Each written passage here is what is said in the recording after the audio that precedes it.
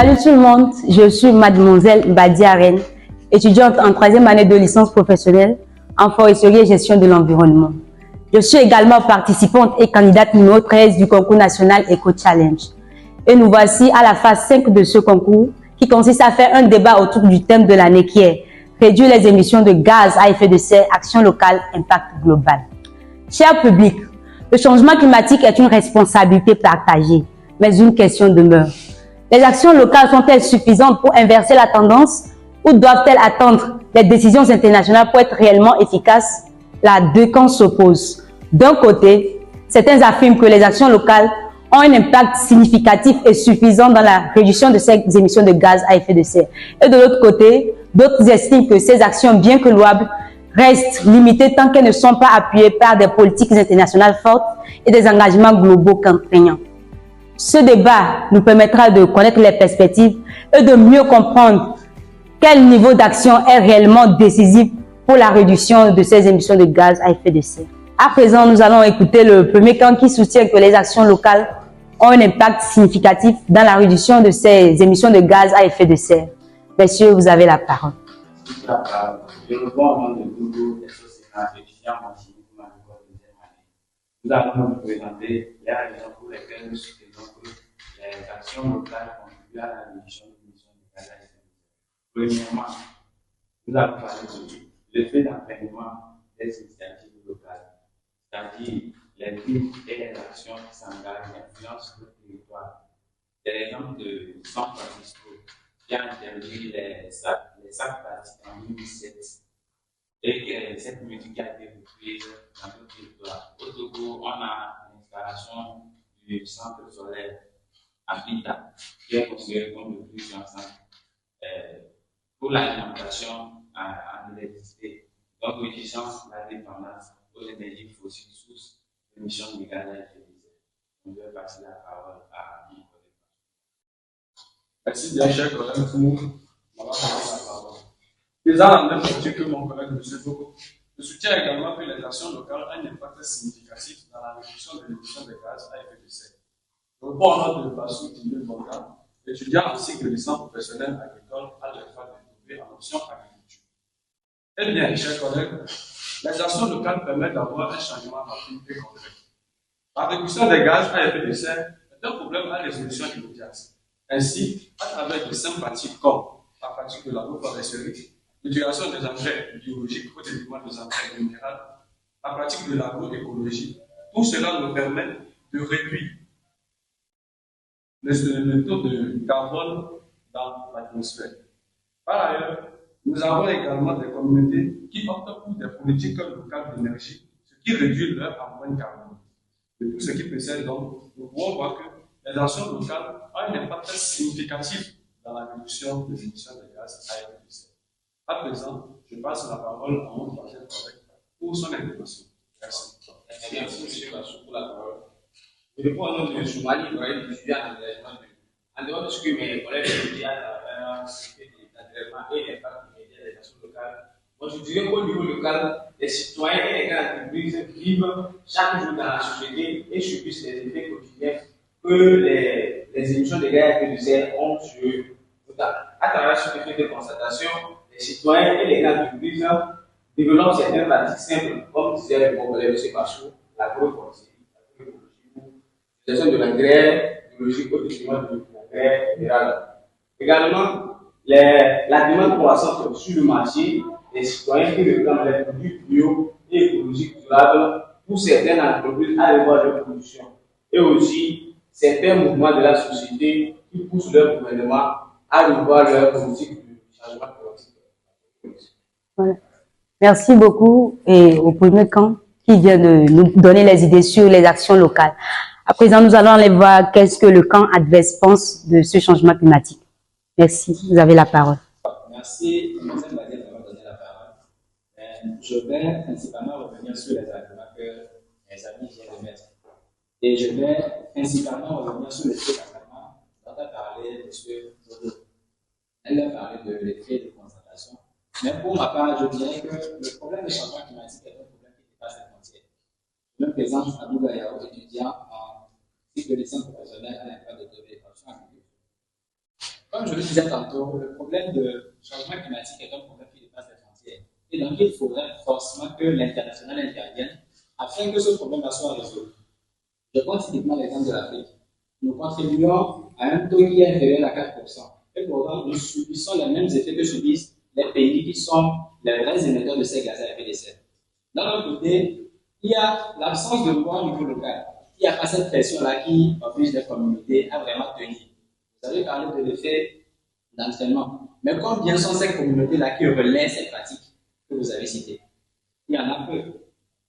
Et donc, vous avez surtout parlé du centre de l'État. Mais je voudrais savoir, il y a combien de communautés que vous connaissez qui ont relayé cette politique-là de panneaux solaires? Il y en a combien? D'accord, merci pour la question, Jean. Pour répondre à ça, on sait que le fait d'engagement, ça ne serait pas immédiat. Mais c'est vu les actions et l'impact positif de cette installation qui va permettre à l'eau et à installer des centres solaires. Bon, c'est l'exemple, il y a aussi l'exemple de l'installation des centres solaires dans la préfecture de Saint-Denis. Pour enchaîner sur ce que je vais en dehors de l'Afrique, nous avons également l'installation des centres solaires à Diapanga. Et non seulement ça, il y a de cela 7 ou 6 ans, il y a quelqu'un qui est dénommé Saint-Pierre qui subventionnait les ménages dans leur achat de panneaux solaires de utilisation. Et vu l'impact positif que ces panneaux ont sur l'environnement, il y a également certaines communautés qui sont parties réclamer auprès des autorités compétentes pour accueillir le projet. D'accord. Et merci pour la réponse. Mais je posais la question parce que le second lui a parlé d'une réalisation à un temps encore. Vous parlez déjà de 5-6 ans. Tout ça là, que les faits n'en deviennent pas de façon immédiate. Donc je voudrais juste en revenir. Merci quand même pour la réponse. Je vais à présent laisser les amis continuer dans cette logique pour nous donner d'autres arguments en faveur de votre thèse. Merci, monsieur Amouzan, pour la parole. Je réponds au nom de Apollo Conradon, étudiant en agriculture à l'Institut national de formation agricole. Tout d'abord, j'aimerais remercier le côté adverse qui pense que c'est les actions locales qui peuvent réduire l'émission de gaz à effet de serre. Mais dans leur développement, M. Soumani lui a parlé de l'effet de concentration. Donc, j'aimerais savoir, M. Soumani, comment expliquez-vous l'effet de concentration? D'accord. Bon.